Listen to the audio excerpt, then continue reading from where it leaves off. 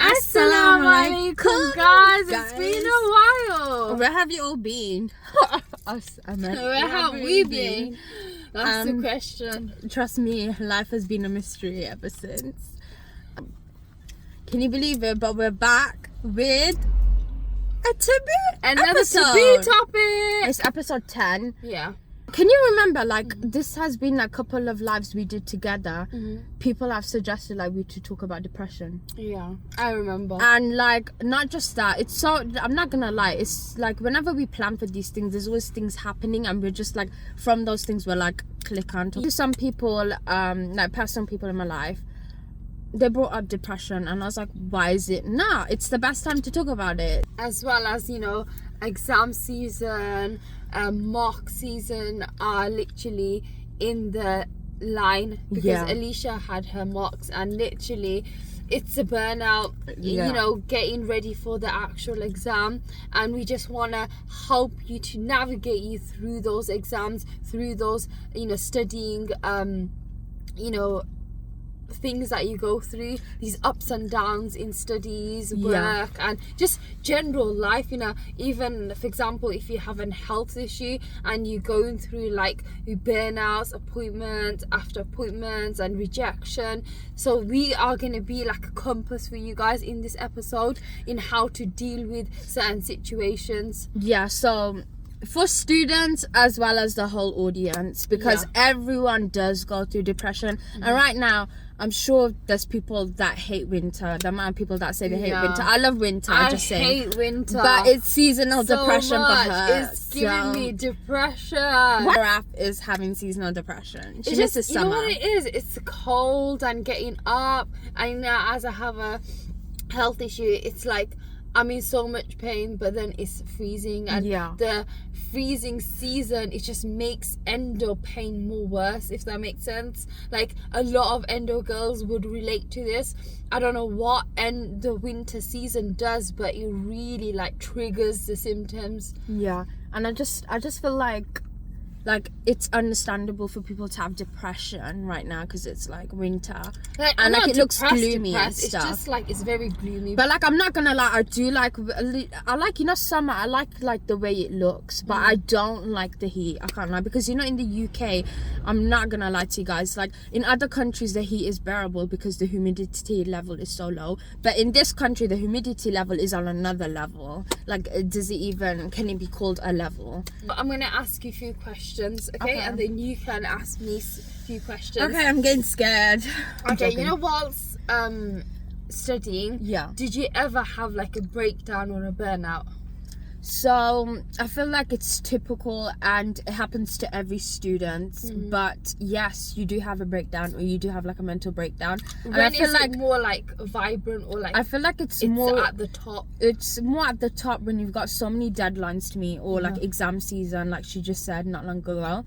And I feel like the reason is why sometimes we forget how to go on with our day.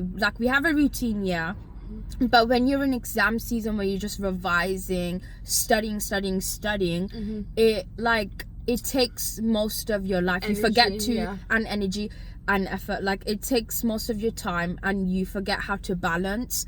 That's why we all do have mental breakdowns. I've had mental breakdowns as a student. I'm not perfect, but the way I dealt with it is self-care, doing something that can help heal my soul, something comforting, something that worthy, something that really is putting also not just effort on my intellectual side, but also my physical and my spiritual side. Does that make sense? What do you think is a root cause of depression? The root cause of depression is that there's so many factors, to be honest. I can go on about it for a long time. There's underlying issues, could be chronic health issues that maybe put you down, depression. Okay, now I'm talking about in the sense of for example, studying. Trauma, underlying trauma. Studying, I feel like the depression could be also mentality, because if you're a student where you're oh my god, I gotta meet these deadlines, I gotta do this, oh my god, am I gonna do it? You're overwhelming yourself so much to the point you're stressing. When you stress, you forget to eat, so low appetite. You forget to do other things to take care of yourself. And obviously if you're not taking care of yourself, honey, are you not going to be depressed? There's no way you're going to be glowing. Do you know what I mean? Yeah. I feel like that's why everyone... Does that answer your question? Yeah, it does answer my question. Like, when it comes to, like, exam time, you see people, like, not wearing makeup or anything. Like, Trust they go me, in the hair goes lowest up of the low. and for example, myself, when it came to studying, for some reason, I used to lose a lot of weight. But I didn't see myself. Other people saw it, like, they're like, oh, my God, Amina, what's happening with you? I was like, I'm eating fine.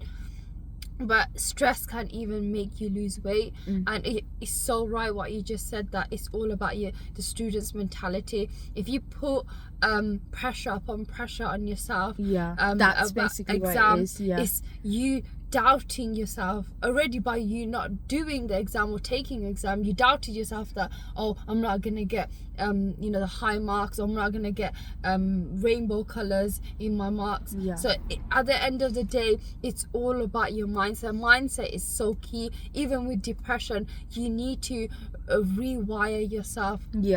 Basically, really that's why to, like, it is. Unwind the knots. It's the knots that are making you depressed. For example, seasonal depression. How I cope with it is I try my best. Have a hot water bottle or turn the central heating on in order to just take self-care. I have to take self-care in order to, like, get my things done. That makes so much sense, because to add to that as well, where you said about pressure, I feel like that's why it is as well. The reason why a student might get depression is not only are you putting pressure on yourself, it's like also psychologically in your brain, you change your mind, and you're putting so much pressure on your brain where it causes fatigue, it causes headaches. When you get bad headaches, trust me, your appetite goes down, and then, like, so many remember, if one part of your body's hurting, your other part of your bodies are gonna hurt. In Islam. So she's asked me on student vibes. For me? Of course I do, Shanice. I meant Lily. So how can depression affect you in terms of when you're on social media?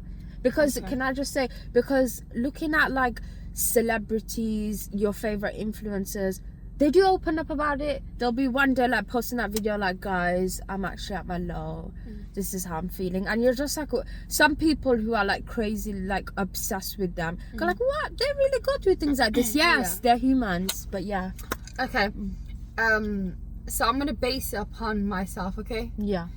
I'm gonna answer the question because the question is relating to me, but my story as I'm a person now on social media.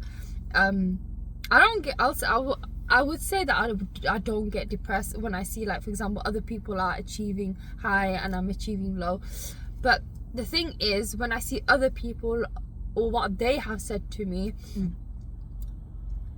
like, a lot of people say that by seeing other people's, like, accounts going really good, like they're for example doing brand deals with so many numerous brands, and they got the dream, they achieved everything literally on the mood board. Can I just say something to that quickly? Because you're gonna go on. People, they sometimes forget that people that get, like, higher brand deals and stuff, what are the scary things do they have to do? I know, that's another question in itself. What are they doing? What do they have to do? Do they sell their body? Some people do they have to sell their soul? God knows, a lot of people go through that route. Like, they start questioning themselves. Is there a point of me posting? Are people seeing? At the end of the day, people are seeing you. People see me. I'm not gonna lie, a lot of people see me in my social media. Because I have YouTube, Instagram, TikTok, numerous of people are seeing, but there are some that are liking it, and majority they're not liking it. They just watch it. They just watch it because everyone wants to see your life, wants to see what you're doing. But there's some people that will support you, and there's some people that won't support you, because at the end of the day, some people, they have an agenda of not helping you, agenda of you're not aiming high. But at the end of the day, my life or what I'm doing, people can't give my success. At the end of the day, my God, my Allah, my creator is going to give that success to me. So I have literally built my mindset in that Allah is my provider. If I'm getting low now in Instagram, low in TikTok, or low in YouTube, one day I'm gonna get like the thousands or the millions. And I have built my mindset in that when I, for example, as we have 300 subscribers, and I'm so grateful to you guys, you know, watching a video, helping us, engaging. Like, I'm so grateful for you guys, you know, coming along, you know, in the journey. And that doesn't cause me depression, because so what, I have even 1 or 300, at least I'm doing an impact in your life. I'm not going to look at someone who, you know, spent like years upon years and they got 1 million. I'm not going to look at them, because at the end of the day, you know, you started from somewhere and you took years. I need to, you know, follow that line, you know, take my time in building myself up. So it's all about mindset. It's all about not comparing yourself with someone else that who has, you know, took the time in achieving. You know, another thing that a lot of people, you know, I really dislike about people is, you know, for example, if someone, you know, achieved, or they got the thousands, or they got the million, they start gossiping about that person. Like, for example, you know, when you said, what did they do in order to get that? Some people didn't do anything. They naturally done it and they got it. Yeah. So people shouldn't start gossiping about them to get it. Or it can come in the another sense of, they have low views. Why is she doing it? What's the point? Like, I know a lot of people see me. They're like, what's the point of her posting? She just gets 5 likes. Can I just add likes to that? Or 3 likes. But you guys don't see the views that I see, that a lot of people see, but they don't like. At the end of the day, that's my journey. God would one day blow my account. My intentions of what I was saying was not that I'm jealous of people that get the brand deals naturally go to you. I support people. I support loads of people, to be honest. There's no jealousy. There's some people, you watch them and you see what kind of crowd they're in, and it explains it. Some people, take time, so much effort in building the business, and go to them and you can tell that they do dark crap in order to, and you're like, how did they get that success in 1 year? I'm not gonna lie, majority of people do things like that. And don't go through that route path, because you are going to literally be depressed. You are going to go through the route path of depression. You need to go the right way, not the left way, basically. You can have like that quick success, but let me tell you something, it's not going to last that long. And you're also going to have back of your mind, like, did I really achieve this? And we all can't lie as society, no, you didn't. You did it in a way that was sacrifices made, was effort made and stuff. Sacrifices maybe in the negative way was made, God knows. But positive way, did you do anything good for yourself? Remember something, even if you have to start from the bottom, always start from the beginning, because you'll be thanking your beginning. When you go to the top, you'll always look back to your beginning and see how much of the growth you went through. And I feel like that's really important in nowadays generation. Because I feel like everyone numbs themselves, they self-doubt themselves. But if you don't have these self-doubts, you gotta do something to not feed these self-doubts. Even one thing I want to touch upon is, you know, a lot of people, fair enough, they reach the top, they have millions or billions of subscribers or viewers, or likes even. But the thing is, these people are going through depression. I'll say they have clinical depression, which they're not showing it. The visible part is looking fine. You know, they are still doing whatever to the audience, you know, showing a facade to the audience. But inside, they're empty. Inside, they're going down. If your inside is internally destroying yourself, one day externally it's going to show. It is going to always catch up, because Islamically, like, for example, if you don't pray, when I used to not pray when I was, you know, really young, like, for example, like 12, 13, 14, I used to struggle to pray, or I used to miss my salahs, and I used to always have a void in me, like, what is that emptiness? And then when I started fixing my life, fixing, you know, for example, my studies in the knowledge of Islamic, you know, knowledge, I was like, oh my God, that's what Islam is. I had to relearn my religion, because I followed my parents' religion. I didn't follow the religion. The essence of it in itself. What? You know that Instagram reel?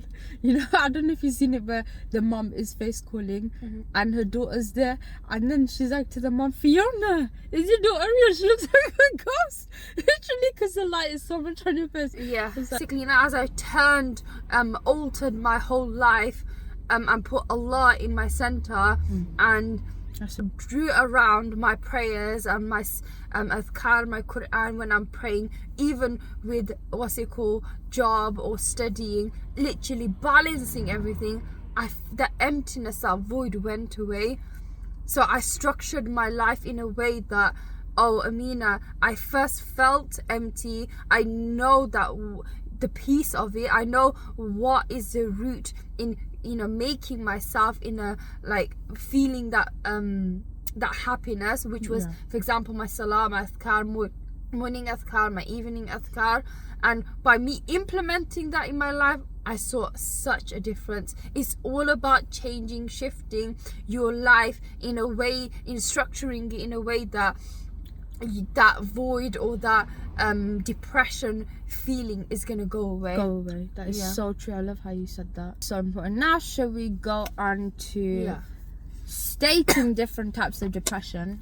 I'll do the first 3 and then she'll go on to 4, 5, 6, 7. It is so so I don't even need the light today. I know we don't need the light. You know, that's what I'm saying. Whenever we do our podcast, there's always sunlight in our face. I know, it's just like balaka. But anyways, guys, first type of depression, which is already mentioned. This depression is like on the chart. It's clinical depression. And basically clinical depression is period of persistent sadness, a loss of interest in like your hobbies and stuff. Like you could love reading, going on walks, you stop that. You just can't keep up with it. But if you fit any of these, you know, get yourself checked or speak to your therapist. With a mental health profession, just saying, trigger warning, guys. But yeah, so this depression, they say it lasts about 2 weeks.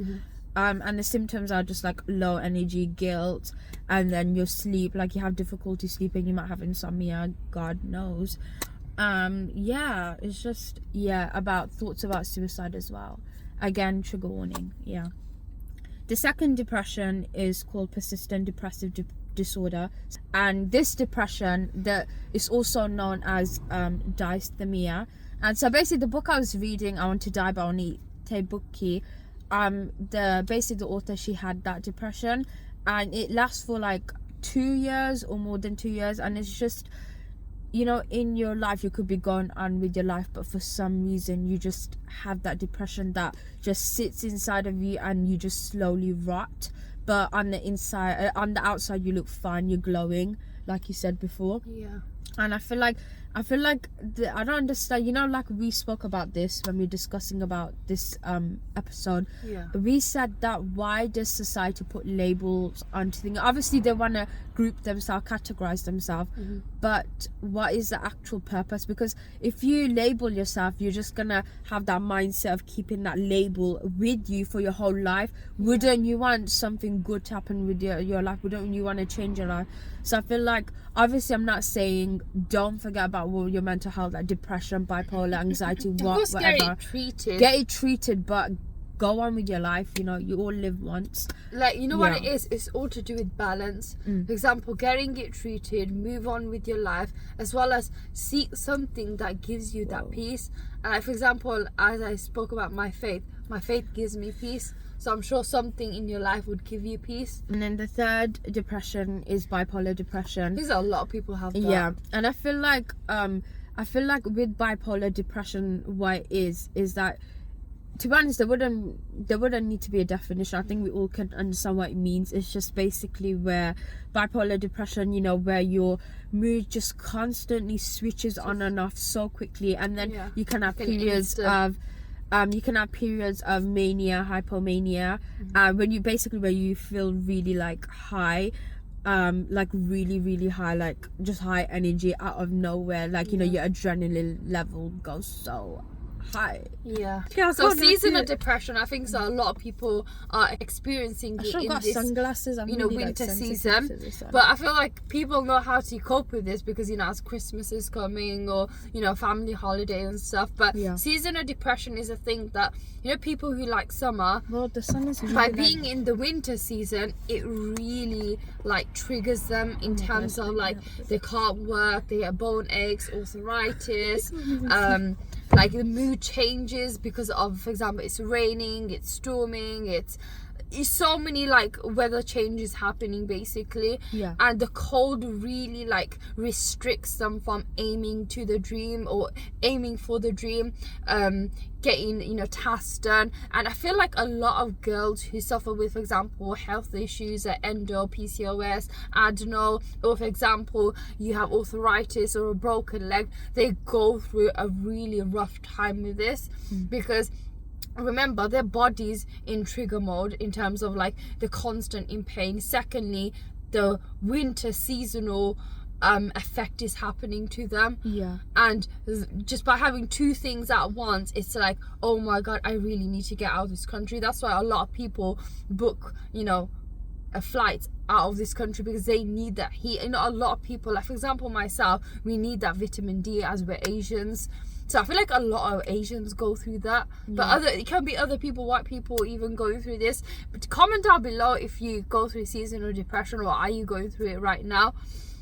The sixth one is premenstrual depression. Okay, this one, I might take you in the personal route, in terms of speaking about my experience. I really haven't discussed this with anyone, but I go through premenstrual depression really bad. I saw you have told me this when we're discussing. I have told you this as we were planning it, but I saw that it's really bad. It can go to one extreme to another because of the debilitating pain, the effect of pain, the amount of pain. The depression goes really bad to an extent, and I see that when the pain is low, my depression goes low.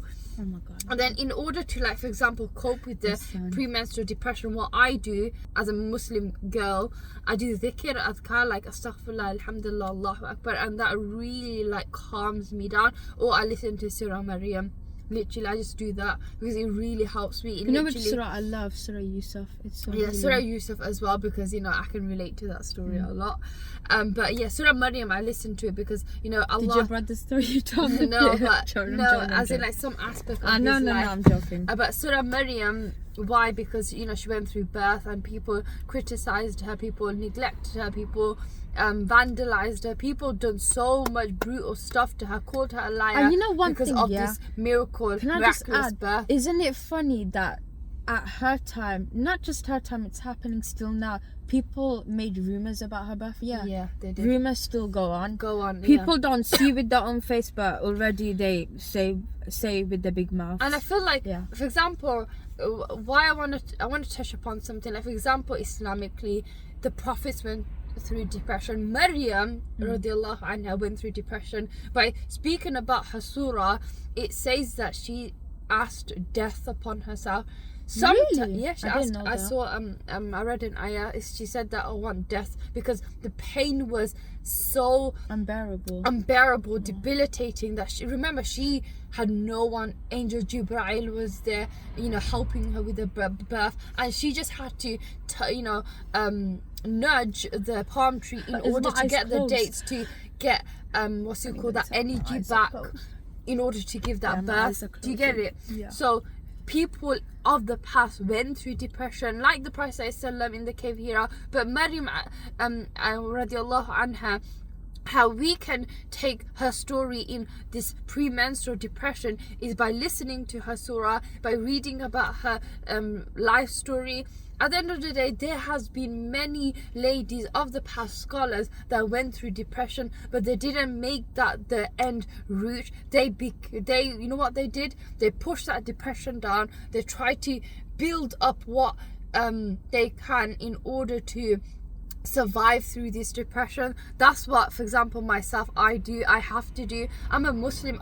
For example, if suicide came in my thought, I can't commit suicide because that goes against my faith. Do you understand? Yeah, you know something beautiful about Islam I wanted to add is that the fact that, you know, like things that are forbidden for us, like alcohol, It's for our best. It's for our best. Like, for example, suicide is forbidden for us. Warning. Trigger warning. Why is it forbidden for us? Is suicide a good thing? No. And like the fact that we as Muslims, we stay away from the forbidden, that just shows that Allah loves us so much. The fact that He tells us He doesn't want us to end our life. Yeah. And you know what it is? For example, depression. Depression have its, like, for example, hypomania and mania. People go through, for example, like energy. Even low mania. Yeah. And then they go through, like, they're going down because of studying or something, a crisis going in their life. Yeah. And then they go up again. That is the it's like a wavelength that like a frequency that a human goes through. They go through the highs and the lows. That doesn't mean that, I'm gonna, for example, some people go against depression, the whole concept of it, like, we don't agree with that. It's just society has built that depression or labeled it. I'm trying to say I know what you're trying to say. You're trying to say also, like, the fact that if we don't go through highs and lows, we can't just be experienced on highs and not the lows. Because then what kind of experience do you have? The root of, like, for example, losing someone, grief, or, for example, understand other people then. Premenstrual depression, like, for example, they have, it's a label, but why do we go through that? Why do I go through severe pain? It's because it's value Allah, value Allah, value His bounds, value that, maybe I have this health issue and I should be, like, appreciating Allah when I'm not in pain. Like, for example, when I'm in pain, I do so much azkar and dhikr because, like, Allah, in my lifetime I had no pain. And I won't be able to pay Him for those amount of years or months or weeks, that Allah never gave me pain. So even, like, for example, oxygen, we never can repay Allah. So sometimes you might have a low. Don't make it the depression mode. Make it in a mode that, I'm going through a low, or maybe I'm going through a burnout, but how can I cope this? I go through this by journaling, by reading stories of the prophets, reading stories about any, like, for example, your religion, you have, high people, high predecessors, poetry, whatever, makes you feel high. Read that, be grateful, write down your gratitude. That's how we can cope through depression. And another thing about life people forget, obviously because our mindset is low, then I understand that when you go into depression and stuff and whatnot, but people forget that there is something existing called solutions. You have so many pathways of solution. You just gotta look on the bright side. Basically. Make a way. Obviously, it's not a bright time to think about bright things when you go through depression, but honey, if you want something to, for example, let me give you a scenario. For example, a person who's on social media, Shanice, Patricia, okay, and she's getting 5 or 2 likes, and she's getting so depressed. What can she do in order to resolve that? So what she can do, there's so many pathways, like I said. For example, she can take the first pathway, which is get off social media, take a break, just to clear her head, to be her authentic self, to say to herself, look, Patricia, likes doesn't mean everything. Look at the celebrities who get 1 million likes. Like, well done to them. Really happy? But are they happy with those 1 million likes? Likes, guys, think of this. This is how I think of likes. You get likes, but it's just a like. If people have seen it, if they have benefited, even private, publicly, then that's how you know you've done something good. That's why it is. Basically. Another thing Patricia could do is speak to an adult, a trusted adult, about her problems, because sometimes when we bottle things up, it takes us the wrong ways. It makes us doubt ourselves so much. Bad things can happen. Third way she can go is maybe research why she's not getting enough likes. Change up the algorithm, practice, post, take it off if it's not doing good, post out this. If it's flopping, it flops. It's not end of the world. Has your life flopped? Yeah, that's so true. Has your life blocked? It hasn't. Do you still have oxygen? You're still breathing. Yeah. You still have the ability in order to ask people. What you can do is speak to people who are professionals in that field, or your friend who is really good at photography, or they done a brand deal, or they basically up the business like so high. Ask them. Don't feel shy at them. The right people. The right people will help you to navigate through your wins, and that's the people that that even in your ups and your downs they will be with you. I wanted to say another thing, because our audience can be anyone. You know what I mean? We're ordinary peoples, but everyone's life is what makes them have that perspective of life. Everyone has different experiences. Everyone has different taste, opinion, everything. Not one person matches up the same vibe. Okay, 100%. Everyone is unique. Even if you are following your favorite influencers, you're still gonna be unique in your head. Okay, because it's the way you think. It's the real you, the raw you. You don't show to the world. I just wanted to say something. This is from ordinary people perspective, like me and my sister. Like, I'm a small influencer. This is how I feel. But what about celebrities? Imagine how they feel. Like, no offense, like, imagine because their fans are so obsessed with them, and how they go on to go like, oh, like, I didn't know she was going through that, or he was going through that. Like, they have the perfect life. Everyone goes through depression. Everyone is not perfect. No one's perfect. Everyone has something that they know, that they only know. It's like, do you see us talking about depression? I know I'm gonna go blind, but do you see, like, this is, I feel like this is, it's the nur of Allah. This is God's calling. Like, we're talking about something so dark, but the light is showing. The light is showing. It is. Yeah. Okay, I'm gonna end it with the dua. So if you're a Muslim, and I'll even put it on the video, inshallah. So this is a dua. I remember my teachers used to read. When it came to the time of like reminding us about like studies, burnouts and stuff, and it really helped. I'm not gonna lie, like, I felt like a really high boost in reading this dua. So the dua, I'm sure a lot of you might be familiarized with it. In Islam, we pray our salah, but we also have supplication, which is called du'as. In the morning and evening. You can read in the morning, evening, and these help us to get on with our days. Because trust me, there's so much miracles Allah prepares us for like whatever's gonna come. If you're gonna have a car crash or anything, literally, or for example, we're gonna go through divorce. Every single aspect of life, Allah readies us with our 5 daily prayers, even with this supplication, and literally it fills you, it moves that void away. So the dua is Allahumma inni a'udhu bika min al-hammi wal-hazani wal-ajzi wal-kasali wal-bukhli wal-jubni wa-dal'ati ad-dayni wa-ghalabati ar-rijal. And you want to read the translation? So the translation is, "Oh Allah, I seek refuge in you from grief and sadness, from weakness and from laziness, from from cowardice, from being overcome." Is that cowardice? From being overcome by death and overempowered by men and others. The next dua I wanted to read, I read this always. Allahumma inni abduka ibnu abdika ibnu amatika nasiyati biyadika madhin fiya hukmuka adlun fiya kadha'uka asaluka bikulli ismin huwa laka sammayta bihi nafsaka aw anzaltahu fi kitabika aw alamtahu ahadan min khalqika aw istatarta bihi fi ilmi al-ghaybi indaka an taj'ala al-Qur'ana rabbiya qalbi wa nura sadri wa jala'a huzni wa thabata hammi. And then this basically means, "Oh Allah, I'm your slave and the son of your male slave and the son of your female slave. My forehead is in your hand. You have control over me. Your judgment upon me is assured. And your decree concerning me is just. I ask you by every name that you have named yourself." By the way, Allah has 99 names, for those who don't know. Revealed in your book, taught any one of your creation, or kept unto yourself in the knowledge of the unseen that is with you, to make the Qur'an the spring of my heart and the light of my chest, the banisher of my sadness and the reliever of my distress. Do you know why we said the Qur'an holy book, our Muslim holy book, is because the Qur'an, it has so much. It's like a manual guide for humankind, for us Muslims.